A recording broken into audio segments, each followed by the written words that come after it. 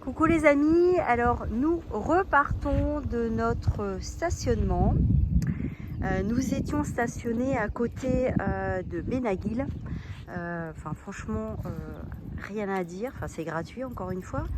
Bon, le seul inconvénient c'est que c'est sur du sable, donc voilà, il faut juste rouler doucement pour éviter de s'embourber. Par contre, voilà, on trouve que c'est encore une fois bien dommage. Les gens laissent des déchets de partout. Voilà. Ça y est, nous sommes à Albufera. La plage est magnifique. Alors la particularité, alors là vous vous en rendez pas compte, mais en fait la ville a été construite sur la falaise. Et alors juste ici, mais on vous montrera de plus près, hop, ici, juste au bout de mon doigt, vous avez un ascenseur pour accéder donc de la plage à la ville. Je pense qu'on visitera ça plutôt un soir. À ce qui paraît, c'est très animé. L'eau est translucide.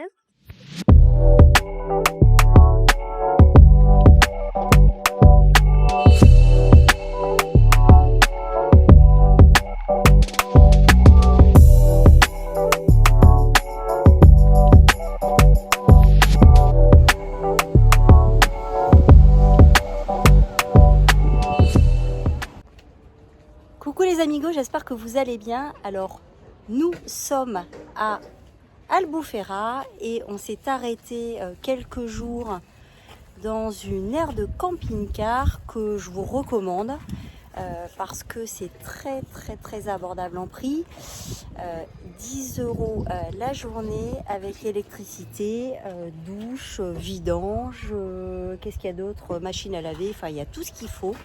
Les emplacements sont assez grands. Je vous montre en image. Alors voici les emplacements, ils font à peu près 70-80 mètres carrés, donc c'est pas mal. D'autant plus que nous on a la remorque, donc c'est chouette, on peut la mettre à côté. Bon là on part en virée vélo, on va faire la plage de Falaisia qu'on nous a fortement recommandée. Donc on vous partage ça en image après. Alors juste pour revenir sur cette aire, ce qui est assez drôle, c'est qu'il y a des gens qui vivent du coup à l'année. Alors en fait, si vous êtes à la recherche d'un plan, vous avez envie de vous poser, pourquoi pas, quelques mois au Portugal avec votre camping-car, en fait, il y a énormément de retraités ici et ils sont nomades à 100%. Et du coup, ils vivent ici une partie de l'année pour 250 € par mois. C'est vraiment pas cher en plus à Albufera. Alors, moi je pensais que c'était une ville. Alors, on va laisser le camping-car passer. Hop. Je pensais que c'était une ville qui était majoritairement estivale parce que c'est très animé. Hein. Donc vous avez Albufera, quartier historique qui est juste magnifique. Je vous partagerai quelques images. Et puis vous avez la partie nightlife pour les jeunes où ça fait la fête. Pas 24 heures sur 24, mais presque. Et en fait, même l'hiver, ça vit. Donc c'est assez grand, il y a plein de magasins, il y a vraiment plein de choses à faire pour les gens qui cherchent un endroit pour se poser. L'hiver, il doit faire à peu près 15 degrés au plus bas. Donc ça peut être une alternative. En tout cas, un conseil que je donne si vous êtes à la recherche d'une alternative comme ça, de vous poser quelques mois dans un pays plus chaud que celui de la France. Voilà, je vous embrasse, bisous.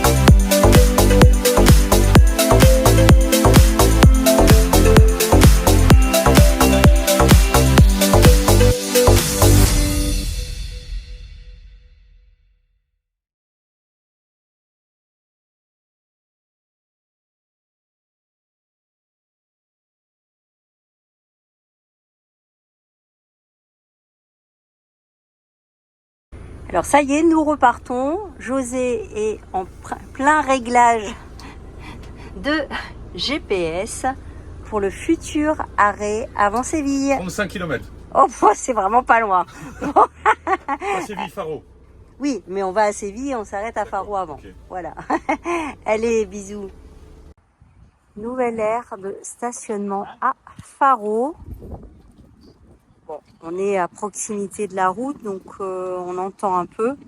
Mais par contre, ce qui est vraiment chouette, c'est qu'on a des parasols naturels. Allez, très bien pour visiter Faro.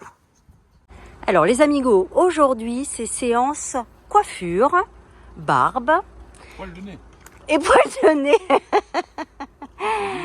Alors oui, quand on est en road trip, eh ben on est obligé de développer des compétences.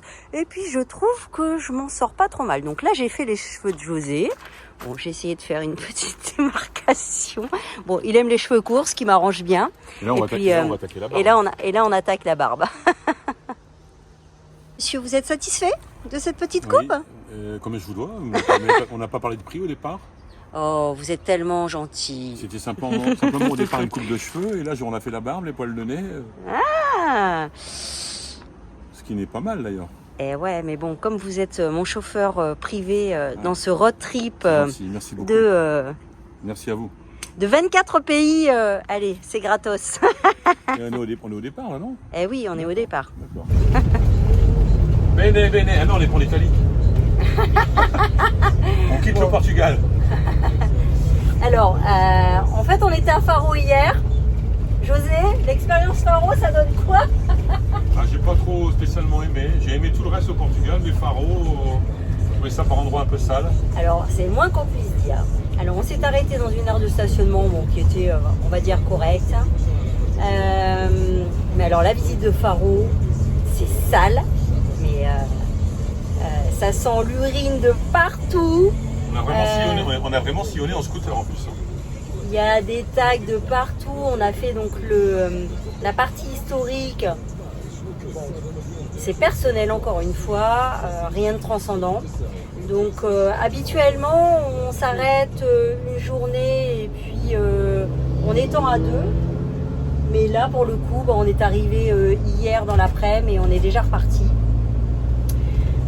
Direction Séville. Pas une seule fois, en deux fois. Ouais, en deux fois probablement. Parce que vous le savez, on roule pas beaucoup en fait.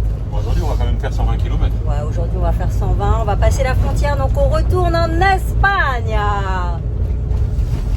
Adios le Portugal. Adios le Portugal. On vous fera un débrief de ces 6 semaines qu'on a passées au Portugal. Bon, c'est un très joli pays quand même. Ouais, c'est très positif. Mais comme le nord de l'Espagne aussi, parce que là on arrive dans le sud de l'Espagne, donc ce sera, je pense, pas la même chose, déjà plus touristique, je pense, et surtout plus chaud. Alors on a regardé la courbe de température.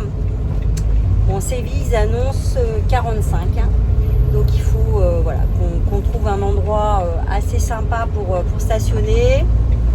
On nous a dit également que c'était pas très sécure. Donc si vous avez des infos sur le sujet, n'hésitez pas à nous les mettre en commentaire. Ça fait toujours plaisir, encore une fois. Bon, nous, on vous partage notre road trip, mais vous êtes nombreux à nous suivre et vous êtes nombreux aussi à voyager.